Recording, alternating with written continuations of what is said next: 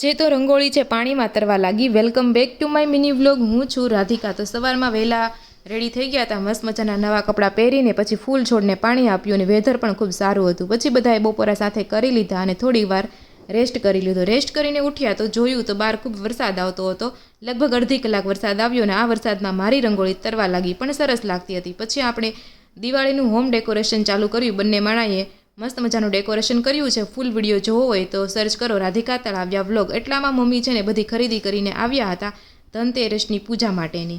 તો પછી આપણે ધનતેરસની પૂજા કરવાની હતી, તો એનું બધું આપણે વ્યવસ્થિત ગોઠવી રાખ્યું, પૂજા થાળી રેડી કરી અને પછી લક્ષ્મીજીનું પૂજન આપણે શરૂ કર્યું। તો સૌથી પહેલાં બધાને ચાંદલા કર્યા, આરતી કરી અને ધનતેરસના 13 દીવાની ધૂપ છે તે આખા ઘરમાં આપી અને પછી આપણે આંગણામાં આ દીવાને મસ્ત રીતે ગોઠવી દીધા હતા। અને પછી આપણે સાંજે રંગોળી બનાવવાની હતી, તો વાળું પાણી કરીને પહેલાં રંગોળી બનાવી નાખી ચોકથી અને પછી એમાં કલર કામ ચાલુ કર્યું અને આ રીતે આપણે રંગોળી બનવા લાગી।